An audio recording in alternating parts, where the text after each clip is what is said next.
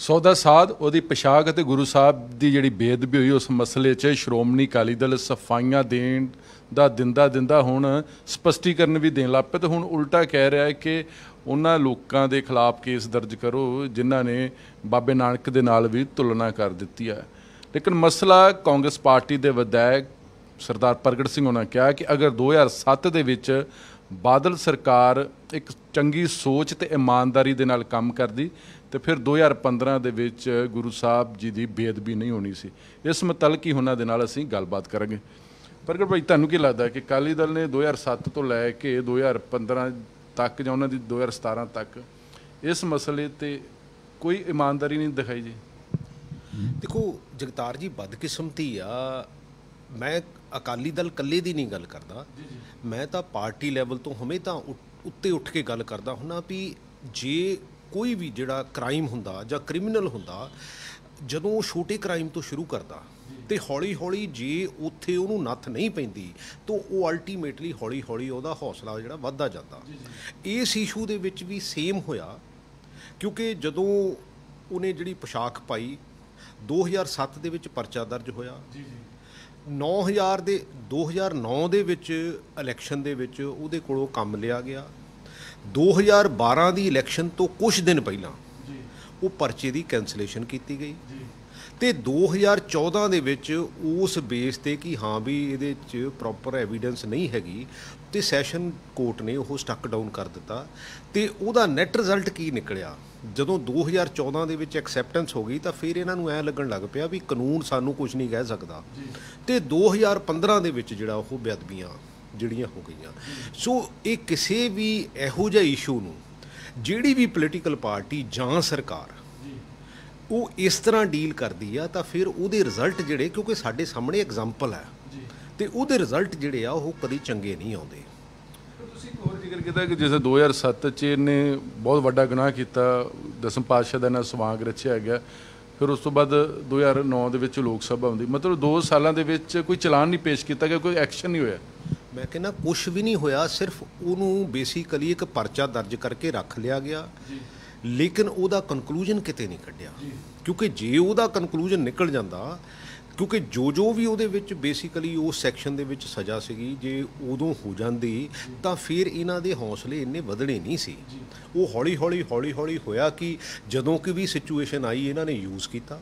Use ਕਰਕੇ ਦੇਖੋ, ਮੈਨੂੰ ਲੱਗਦਾ ਹੁੰਦਾ, ਚਲੋ ਮੈਂ ਕਹਿੰਦਾ ਵੀ ਪੋਲੀਟੀਕਲ ਸਿਸਟਮ ਦੇ ਵਿੱਚ ਬੰਦੇ ਯੂਜ਼ ਵੀ ਹੁੰਦੇ, ਬੰਦੇ ਯੂਜ਼ ਕਰਦੇ ਵੀ ਆ, ਸਿਸਟਮ ਵੀ ਯੂਜ਼ ਕਰਦੇ ਆ, ਪਰ ਜਿਹੜੀਆਂ ਇੱਦਾਂ ਦੇ ਸੈਂਸਿਟਿਵ ਇਸ਼ੂ ਹੁੰਦੇ ਆ ਇਹਨਾਂ ਨੂੰ ਆਪਾਂ ਨਿੱਜੀ ਮਫਾਦ ਦੇ ਲਈ ਜਾਂ ਪਿਓਰਲੀ ਵੋਟਾਂ ਲਈ ਸਾਨੂੰ ਨਹੀਂ ਯੂਜ਼ ਕਰਨਾ ਚਾਹੀਦਾ। ਇਹ ਕਮ ਸੇ ਕਮ ਆਪਾਂ ਇੱਥੇ ਤਾਂ ਕਮ ਸੇ ਕਮ ਖੜ੍ਹ ਜਾਈਏ।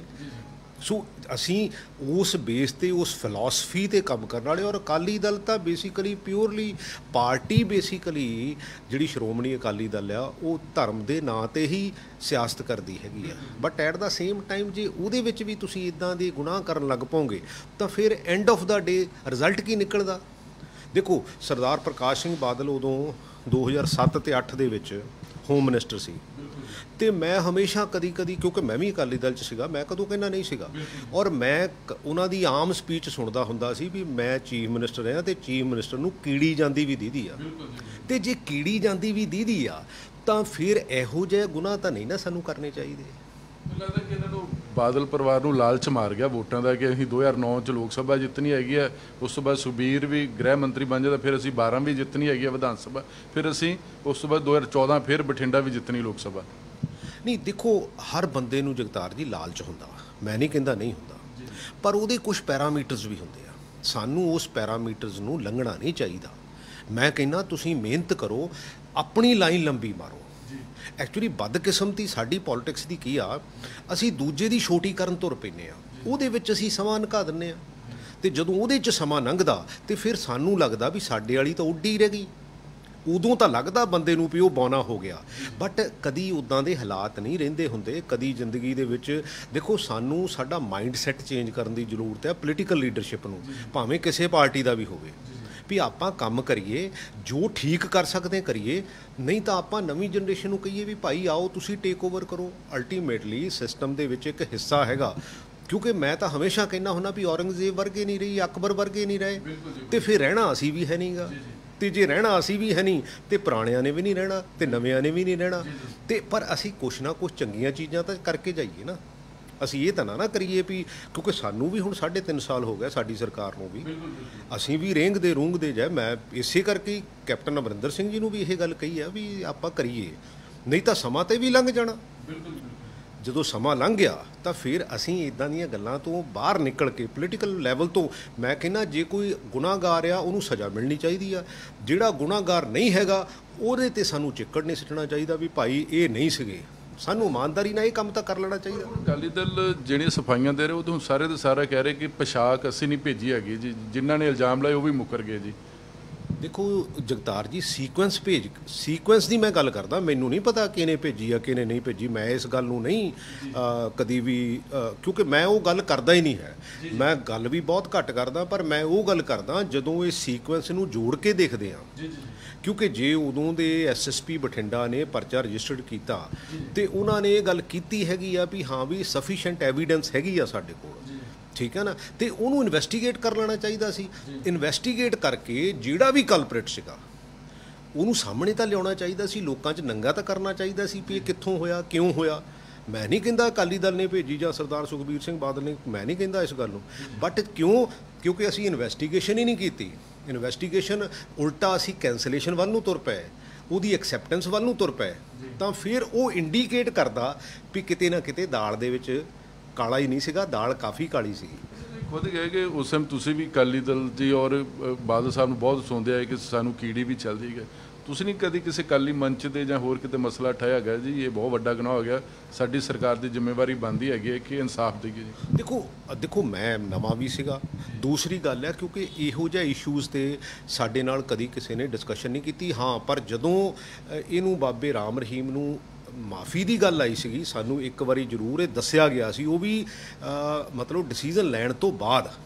ਤੇ ਮੈਂ ਉਦੋਂ ਇਹ ਗੱਲ ਕਹੀ ਸੀ ਵੀ ਇਹ ਦੋ ਧਾਰੀ ਤਲਵਾਰ ਲੱਗਦੀ ਆ, ਕਿਉਂਕਿ ਅਲਟੀਮੇਟਲੀ ਆਪਾਂ ਕੇਸ ਬਣਾ ਤੇ ਉਹ ਸੌਦਾ ਸਾਧ ਨੂੰ ਆਪਾਂ ਜਿਹੜੀ ਆ ਮਾਫੀਨਾਮਾ ਦੇ ਰਹੇ ਹਾਂ, ਕਿਉਂਕਿ ਉਹਨੂੰ ਨਾ ਤਾਂ ਉਹ ਅਕਾਲ ਤਖਤ ਸਾਹਿਬ ਤੇ ਸੱਦਿਆ ਜਾ ਸਕਦਾ, ਨਾ ਉਹ ਕਿਉਂਕਿ ਸਾਡੇ ਉਹ ਧਰਮ ਦੇ ਵਿੱਚ ਹੀ ਨਹੀਂ ਬਿਲੋਂਗ ਕਰਦਾ, ਠੀਕ ਹੈ ਨਾ। ਤਾਂ ਫਿਰ ਅਸੀਂ ਇਹ ਕਾਹਦੇ ਲਈ ਕਰਨ ਡਏ ਆ?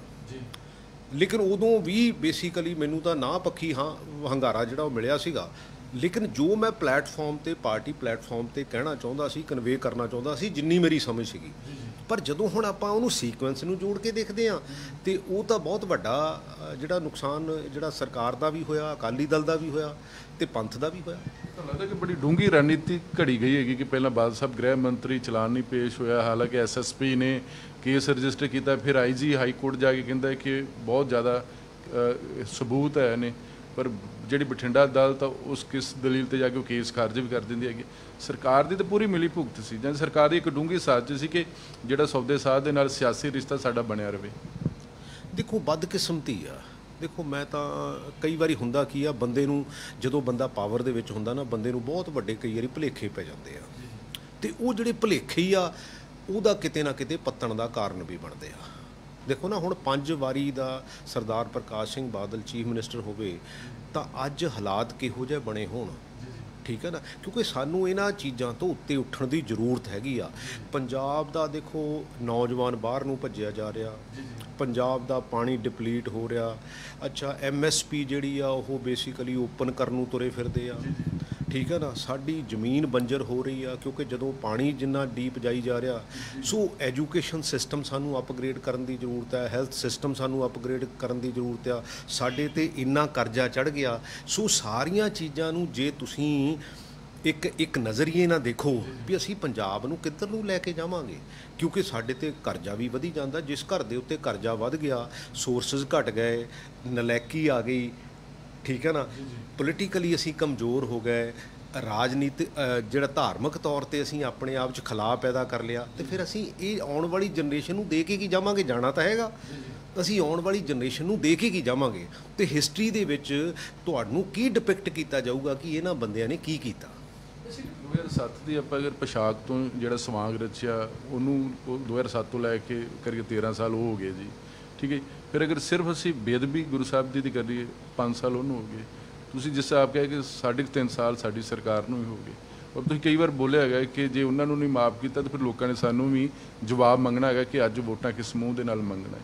ਤਾਂ ਲੱਗਦਾ ਹੈ ਕਿ ਸਰਕਾਰਾਂ ਟਾਈਮ ਹੀ ਪਾਸ ਕਰਦੀਆਂ ਹੈਗੀਆਂ, ਕੋਈ ਗੱਲ ਅਗਲੀ ਵਾਰ ਵੇਖਾਂਗੇ। ਦੇਖੋ, ਸਾਨੂੰ ਜਗਤਾਰ ਜੀ ਜਿਹੜਾ ਸਿਸਟਮ ਹੈ ਨਾ ਉਹਨੂੰ ਦਰੁਸਤ ਕਰਨ ਦੀ ਜ਼ਰੂਰਤ ਆ। ਡੈਮੋਕ੍ਰੇਸੀ ਦੇ ਵਿੱਚ ਡਿਸਕਸ਼ਨ ਦਾ ਹੋਣਾ ਬਹੁਤ ਜ਼ਰੂਰੀ ਆ, ਇੰਟੈਲੈਕਚੁਅਲ ਲੈਵਲ ਤੇ ਡਿਸਕਸ਼ਨ ਦਾ ਹੋਣਾ ਬਹੁਤ ਜ਼ਰੂਰੀ ਆ, ਜਿਹੜਾ ਕਿ ਵਿੱਚੋਂ ਹੌਲੀ ਹੌਲੀ ਸਿਸਟਮ ਦੇ ਉਹ ਮਿਸ ਹੋ ਰਿਹਾ ਹੈਗਾ। ਮੈਨੂੰ ਕਦੀ ਨਹੀਂ ਇਹ ਲੱਗਿਆ ਹੈਗਾ ਵੀ ਜੇ ਕੋਈ ਪੰਜਾਬ ਦੀ ਬਿਹਤਰੀ ਲਈ ਗੱਲ ਕਰ ਸਕਦਾ ਤੇ ਆਪਾਂ ਨੂੰ ਉਹਦੀ ਗੱਲ ਸੁਣ ਲੈਣੀ ਚਾਹੀਦੀ ਆ। ਅੱਛਾ, ਇੱਕ ਪਲੇਟਫਾਰਮ ਤੇ ਇਕੱਠੇ ਹੋ ਜਾਓ, ਭਾਈ ਆਹ ਸਾਡੀ ਸਮੱਸਿਆ ਹੈਗੀ ਆ ਤੇ ਕੋਈ ਕਿਹਦੇ ਕੋਲ ਬੈਸਟ ਸੋਲੂਸ਼ਨ ਹੈਗਾ ਲੈ ਲਓ। ਅੱਛਾ, ਸਾਨੂੰ ਇੰਨੀ ਈਗੋ ਕ੍ਰੀਏਟ ਹੀ ਨਹੀਂ ਕਰਨੀ ਚਾਹੀਦੀ। ਅਸੀਂ ਕਈ ਵਾਰੀ ਕੀ ਹੁੰਦਾ, ਮੰਨ ਲਓ ਸਪੋਜ਼ ਮੇਰਾ ਕਿਸੇ ਚੀਜ਼ ਦਾ ਲਿਮਟਿਡ ਤਜਰਬਾ ਹੋ ਸਕਦਾ, ਤੁਹਾਡਾ ਕਿਸੇ ਚੀਜ਼ ਦਾ ਲਿਮਟਿਡ ਤਜਰਬਾ ਹੋ ਸਕਦਾ, ਕਿਸੇ ਬਿਊਰੋਕਰੈਟ ਦਾ ਹੋ ਸਕਦਾ, ਕਿਸੇ ਪੋਲੀਟੀਸ਼ੀਅਨ ਦਾ, ਮਿਨਿਸਟਰ ਦਾ ਹੋ ਸਕਦਾ। Why not? ਅਸੀਂ ਓਪਨ ਕਿਉਂ ਨਹੀਂ ਹੁੰਦੇ? ਅਸੀਂ ਕਿਉਂ ਲੁਕੋ ਕੇ ਰੱਖਦੇ ਹਾਂ? ਅਸੀਂ ਕਿਉਂ ਫਾਈਲਾਂ ਨੂੰ ਇੰਨਾ ਕੰਸੀਲ ਕਰਕੇ ਰੱਖਦੇ ਹਾਂ ਵੀ ਤਾਂ ਕਿ ਕਿਸੇ ਨੂੰ ਸਮਝ ਹੀ ਨਾ ਆਵੇ? ਔਰ ਉਹਦਾ ਨੁਕਸਾਨ ਕੀ ਹੁੰਦਾ? ਡਿਸਕਸ਼ਨ ਤੋਂ ਬਿਨਾਂ, ਨੌਲੇਜ ਤੋਂ ਬਿਨਾਂ, ਤੇ ਫਿਰ ਉਹਦੇ ਤੇ ਜਿਹੜੇ ਡਿਸੀਜਨ ਹੁੰਦੇ ਆ, ਪਤਾ ਉਦੋਂ ਲੱਗਦਾ ਵੀ ਡਿਸੀਜਨ ਬਹੁਤ ਵੱਡਾ ਸੀਗਾ ਲੇਕਿਨ ਉਹਦੀ ਰਿਪਰਕਸ਼ਨਸ ਇੰਨੀ ਨੁਕਸਾਨਦਾਇਕ ਹੋ ਗਈ ਸਿਸਟਮ ਲਈ, ਤੇ ਜਿਹੜਾ ਆਉਣ ਵਾਲੇ ਸਮੇਂ 'ਚ ਉਹਦੀ ਭਰਪਾਈ ਨਹੀਂ ਹੋਣੀ। ਸਾਨੂੰ ਇਹਨਾਂ ਚੀਜ਼ਾਂ ਲਈ ਓਪਨ ਹੋਣਾ ਚਾਹੀਦਾ, ਡਿਸਕਸ਼ਨਸ ਕਰਨੀਆਂ ਚਾਹੀਦੀਆਂ, ਚੰਗੇ ਸਿਆਣੇ ਬੰਦਿਆਂ ਨੂੰ ਨਾਲ ਲੈਣਾ ਚਾਹੀਦਾ। Either they are system in the system ਔਰ ਨਾਟ। ਅਸੀਂ ਐਡਵਾਈਜ਼ਰੀਜ਼ ਬਣਾ ਲਈਏ ਦੁਨੀਆ ਦੇ ਉੱਤੇ, ਜਿੱਥੇ ਜਿੱਥੇ ਵੀ ਡੈਮੋਕ੍ਰੇਸੀ ਹੈਗੀ ਆ, ਕਿਤੇ ਸ਼ੈਡੋ ਮਿਨਿਸਟਰੀ ਬਣੀ ਆ, ਕਿਤੇ ਐਡਵਾਈਜ਼ਰੀਜ਼ ਬਣੀਆਂ ਹੈਗੀਆਂ, ਔਰ ਉਹ ਲੌਂਗ ਟਰਮ ਤੇ ਸ਼ਾਰਟ ਟਰਮ ਤੇ ਕੰਮ ਕਰਦੇ ਆ। ਸਾਡੇ ਤਾਂ ਸਿਵਾਏ ਬਿਆਨਬਾਜ਼ੀ ਤੋਂ, ਸਾਡੇ ਤਾਂ ਸਿਵਾਏ ਇਹਨਾਂ ਚੀਜ਼ਾਂ ਤੋਂ ਵੀ ਹਾਂ ਵੀ ਅਸੀਂ ਧੱਕ ਦਿਆਂਗੇ, ਅਸੀਂ ਇਹ ਕਰ ਦਿਆਂਗੇ, ਅਸੀਂ ਉਹ ਕਰ ਦਿਆਂਗੇ, ਉਹਦਾ ਰਿਜ਼ਲਟ ਕੋਈ ਨਿਕਲਣਾ ਨਹੀਂ ਹੈ। ਸਾਨੂੰ ਤਾਂ ਜਗਤਾਰ ਜੀ 18-20 ਘੰਟੇ ਕੰਮ ਕਰਨਾ ਪਊਗਾ ਜੇ ਪੰਜਾਬ ਨੂੰ ਸਿੱਧੀਆਂ ਲੀਹਾਂ ਤੇ ਲੈ ਕੇ ਆਉਣਾ। ਹੁਣ 2022 ਬਹੁਤ ਨੇੜੇ ਰਹਿ ਗਈ, 1.5 ਸਾਲ ਦਾ ਸਮਾਂ ਰਹਿ ਗਿਆ, 6 ਮਹੀਨੇ ਵੈਸੇ ਮਾਈਨਸ ਕਰ ਦਿੰਦੇ ਕਿਉਂਕਿ ਬੜਾ ਇਲੈਕਸ਼ਨ ਮੋਡ 'ਚ ਆ ਜਾਂਦਾ ਹੈ। ਤੁਹਾਨੂੰ ਲੱਗਦਾ ਕਿ ਵਿਧਾਨ ਸਭਾ ਦੇ ਵਿੱਚ ਹਰ ਇੱਕ ਕਾਂਗਰਸੀ MLA ਝੋਲੀਆਂ ਅੱਡੀਆਂ ਸੀ ਕਿ ਸਾਨੂੰ ਮੌਕਾ ਦਿੱਤਾ ਹੈਗਾ ਜਨਤਾ ਨੇ, ਸਾਨੂੰ ਇਨਸਾਫ ਦੇ ਦੇਣਾ ਚਾਹੀਦਾ। ਇਹ 1.5 ਸਾਲ ਦੇ ਵਿੱਚ ਪ੍ਰਗਟ ਸਿੰਘ ਨੂੰ ਲੱਗਦਾ ਹੈਗਾ ਕਿ ਸਾਡੀ ਸਰਕਾਰ ਘੱਟੋ ਘੱਟ ਬੇਅਦਬੀ ਦੇ ਮਸਲੇ ਤੇ ਪੰਜਾਬ ਦੀ ਜਨਤਾ ਨੂੰ ਇਨਸਾਫ ਦੇ ਪਾਏਗੀ? ਕੰਮ ਬਹੁਤ ਆ, ਔਰ ਇਹ ਵੀ ਨਹੀਂ ਹੈ ਵੀ ਹੋ ਨਹੀਂ ਸਕਦੇ। ਮੈਂ ਉਸ ਗੱਲ ਲਈ ਕਦੀ ਵੀ ਬਹੁਤ ਪ੍ਰੈਸ਼ਰਾਈਜ਼ ਨਹੀਂ ਕਰਦਾ ਜਿਹੜਾ ਕੰਮ ਲੀਗਲੀ ਜਾਂ ਟੈਕਨੀਕਲੀ ਹੋਣ ਵਾਲਾ ਨਹੀਂ ਹੈ। ਕੰਮ ਹੋਣ ਵਾਲੇ ਆ, ਹੋ ਸਕਦੇ ਆ, ਪਰ ਸਾਨੂੰ ਨੀਅਤ ਸਾਫ਼ ਕਰਨੀ ਚਾਹੀਦੀ ਵੀ ਅਸੀਂ ਕਰਨੇ ਹੈਗੇ ਆ। ਸਾਲ ਸਵਾ ਸਾਲ ਦਾ ਸਮਾਂ ਬਹੁਤ ਹੁੰਦਾ ਹੈ, ਅਜੇ ਵੀ ਮੈਂ ਸਮਝਦਾ ਡੁੱਲੇ ਬੇਰਾਂ ਦਾ ਨਹੀਂ ਵਿਗੜਿਆ, ਪ੍ਰੋਵਾਈਡਡ ਅਸੀਂ ਆਪਣੀ ਨੀਤ ਸਾਫ਼ ਕਰਕੇ, ਅਸੀਂ ਕਲੈਰਿਟੀ ਲਿਆ ਕੇ ਉਹਦੇ ਵਿੱਚ ਅਸੀਂ ਕੰਮ ਕਰੀਏ। ਇਹ ਮੇਰਾ ਆਖਰੀ ਸਵਾਲ ਹੈ ਕਿਉਂਕਿ ਤੁਸੀਂ ਜਿਹੜਾ ਇੱਕ ਸਟੇਟਮੈਂਟ ਵੀ ਦਿੱਤੀ ਉਹਦੇ 'ਚ ਬੜਾ ਸਾਫ਼ ਸ਼ਬਦਾਂ ਦੇ ਵਿੱਚ ਲਿਖਿਆ ਗਿਆ ਕਿ ਇਸ ਮਸਲੇ 'ਤੇ ਪ੍ਰਕਾਸ਼ ਸਿੰਘ ਬਾਦਲ ਔਰ ਸੁਖਬੀਰ ਸਿੰਘ ਬਾਦਲ ਨੂੰ ਸਪਸ਼ਟ ਕਰ ਦੇਣਾ ਚਾਹੀਦਾ ਕਿ ਉਹ ਸੱਚ ਕੀ ਹੈ। ਤੁਹਾਨੂੰ ਲੱਗਦਾ ਕਿ ਬਾਦਲ ਸਾਹਿਬ ਸੱਚ ਦੱਸਣਗੇ ਕਿ ਵਜ੍ਹਾ ਕੀ ਸੀ ਕਿ ਜਿਹੜਾ ਪਹਿਲਾਂ ਚਲਾਨ ਨਹੀਂ ਪੇਸ਼ ਕੀਤਾ, ਫਿਰ ਹਾਈ ਕੋਰਟ ਪੋਸ਼ਾਕ ਦੇ ਮਸਲੇ 'ਚ ਡਿਸਟ੍ਰਿਕਟ ਕੋਰਟ ਰੱਦ ਕਰ ਦਿੰਦੀ, ਕੇਸ ਖਾਰਜ ਕਰ ਦਿੰਦੀ ਹੈ, ਫਿਰ 2007 ਤੋਂ ਲੈ ਕੇ 15 ਤੱਕ ਜੋ ਸਿੱਖ ਧਰਮ ਦਾ ਇਹ ਬਾਬੇ ਨੇ ਨਾਸ਼ ਕਰਨ ਦੀ ਕੋਸ਼ਿਸ਼ ਕੀਤੀ ਆ, ਉਹਦੀ ਵਜ੍ਹਾ ਵੀ ਕਿਤੇ ਨਾ ਕਿਤੇ ਉਸ ਸਮੇਂ ਦੀ ਜਿਹੜੀ ਅਕਾਲੀ ਭਾਰਤੀ ਜਨਤਾ ਪਾਰਟੀ ਦੀ ਸਾਂਝੀ ਸਰਕਾਰ ਸੀ ਇੱਕ ਵਜ੍ਹਾ ਰਹੀ ਹੈ ਜੀ। ਨਹੀਂ ਦੇਖੋ, ਮੈਨੂੰ ਨਹੀਂ ਲੱਗਦਾ। ਦੇਖੋ, ਮੈਂ ਕਹਿੰਦਾ ਇਨਸਾਨ ਗਲਤੀ ਕਰਦਾ। ਮੈਂ ਸਪੋਰਟਸਮੈਨ, ਮੈਂ ਜਦੋਂ ਵੀ, ਮੈਂ ਜ਼ਿੰਦਗੀ 'ਚ ਬਹੁਤ ਗਲਤੀਆਂ ਕੀਤੀਆਂ, ਮੈਂ ਹਜੇ ਵੀ ਕਰਦਾ। ਆਉਣ ਵਾਲੇ ਸਮੇਂ 'ਚ ਵੀ ਜੇ ਕੰਮ ਕਰਾਂਗੇ ਗਲਤੀਆਂ ਹੋਣਗੀਆਂ, ਪਰ ਨੀਅਤ ਸਾਫ਼ ਹੋਣੀ ਚਾਹੀਦੀ ਆ। ਹੱਥ ਖੜਾ ਕਰਕੇ ਕਹਿ ਦੇਣਾ ਚਾਹੀਦਾ ਵੀ ਮੇਰੇ ਕੋਲ ਗਲਤੀ ਹੋ ਗਈ ਯਾਰ, ਉਹਦੇ 'ਚ ਹਰਜ ਕੀ ਆ? ਅਸੀਂ ਉਦੋਂ ਗਾਂਹ ਤੁਰਦੇ ਹਾਂ। ਤੁਸੀਂ ਨਾ ਦੁਨੀਆ ਦੀ ਡੈਮੋਕ੍ਰੇਸੀ ਦੇਖ ਲਓ, ਉਹਦੇ ਵਿੱਚ ਜਿੱਥੇ ਕਿਤੇ ਕੋਈ ਮਿਨਿਸਟਰ ਜਾਂ ਈਵਨ ਜਸਟਿਨ ਟਰੂਡੋ ਨੇ ਹੁਣ ਕਿਹਾ ਵੀ ਹਾਂ ਵੀ ਇਹ ਮੇਰੇ ਕੋਲ ਗਲਤੀ ਹੋਈ ਹੈਗੀ। ਮੈਂ ਕਈ ਮਿਨਿਸਟਰਸ ਉਹਨਾਂ ਦੇ ਜਦੋਂ ਕਿਤੇ ਕੋਈ ਗੱਲ ਹੋ ਜਾਂਦੀ ਉਹ ਕਹਿੰਦੇ ਹਾਂ ਇਹ ਮੇਰੀ ਗਲਤੀ ਆ ਤੇ ਮੰਨ ਲੈਂਦੇ ਆ, ਹੱਥ ਖੜਾ ਕਰਕੇ ਮੰਨ ਲੈਂਦੇ ਆ। ਸਾਡੇ ਕੋਈ ਮੰਨਣ ਨੂੰ ਤਿਆਰ ਹੀ ਨਹੀਂ ਹੈਗਾ। ਇਸ ਕਰਕੇ ਤਾਂ ਮੈਂ ਕਹਿੰਦਾ ਵੀ ਸਾਨੂੰ ਮਾਈਂਡ ਸੈੱਟ ਚੇਂਜ ਕਰਨ ਦੀ ਜ਼ਰੂਰਤ ਹੈ। ਇੱਕ ਪਾਸੇ ਅਸੀਂ ਸੇਵਾ ਦੀ ਗੱਲ ਕਰਦੇ ਹਾਂ, ਦੂਸਰੇ ਪਾਸੇ ਅਸੀਂ ਉਹਨੂੰ ਬੇਸਿਕਲੀ ਛੱਡ ਕੇ ਵੀ ਨਹੀਂ ਜਾਣਾ ਚਾਹੁੰਦੇ, ਛੱਡ ਕੇ ਵੀ ਕੰਗਾਲ ਜਾਣਾ ਚਾਹੁੰਦੇ ਹਾਂ। ਦੇਖੋ ਨਾ, ਪੰਜਾਬ ਇੱਕ ਸਰਪਲਸ ਸਟੇਟ ਸੀ ਹਰ ਐਂਗਲ ਨਾਲ, ਤੇ ਅੱਜ ਅੱਗੇ ਅਸੀਂ ਹਰਿਆਣੇ ਨੂੰ ਛੋਟਾ ਭਰਾ ਕਹਿੰਦੇ ਸੀ, ਹੁਣ ਕਹਿੰਦੇ ਆ ਵੀ ਅਸੀਂ ਉਹਦੇ ਨੇੜੇ ਜਿਹਾ ਪਹੁੰਚਣ ਲੱਗੇ ਹਾਂ। ਮਤਲਬ ਇਹ ਕੀ ਗੱਲ ਹੋਈ? ਇਹਦਾ ਮਤਲਬ ਸਾਡੇ ਕਿਰਦਾਰ 'ਚ ਕਮੀ ਆਈ ਆ। ਕਿਉਂਕਿ ਦੇਖੋ ਜਗਤਾਰ ਜੀ, ਜਿੰਨਾ ਚਿਰ ਕਿਰਦਾਰ ਬਿਲਡਅਪ ਨਹੀਂ ਹੋਊਗਾ, ਕਿਉਂਕਿ ਬੰਦਾ ਤਾਂ ਉਹੀ ਆ, 1861 ਦਾ ਪੁਲਿਸ ਰੂਲ ਤਾਂ ਉਹੀ ਆ। ਅੱਛਾ, ਇੰਗਲੈਂਡ 'ਚ ਉਹੀ ਆ ਤੇ ਇੱਥੇ ਉਹੀ ਆ, ਸਿਰਫ ਇੱਕ ਕਲੌਜ਼ ਚੇਂਜ ਆ ਵੀ ਉੱਥੇ 161 ਦਾ ਬਿਆਨ ਜਿਹੜਾ ਉਹ ਅਦਾਲਤ 'ਚ ਮੰਨਿਆ ਜਾਂਦਾ, ਸਾਡੇ ਮੰਨਿਆ ਨਹੀਂ ਜਾਂਦਾ। ਜਾਂ ਤਾਂ ਉਹਨਾਂ ਨੂੰ ਪਹਿਲਾਂ ਹੀ ਸਾਡੇ ਕਰੈਕਟਰ 'ਤੇ ਸ਼ੱਕ ਸੀ ਵੀ ਸਾਡਾ ਪੁਲਿਸ ਵਾਲਾ ਫੇਰ ਇਨਵੈਸਟੀਗੇਸ਼ਨ ਨਹੀਂ ਕਰ ਸਕਦਾ, ਇਸੇ ਕਰਕੇ ਉਹਨਾਂ ਨੇ 164 ਦਾ ਬਿਆਨ ਜਿਹੜਾ ਵੀ ਜੱਜ ਦੇ ਸਾਹਮਣੇ ਹੋਵੇ ਵੀ ਜੱਜ ਸ਼ਾਇਦ ਵੀ ਫੇਅਰ ਹੋਵੇ।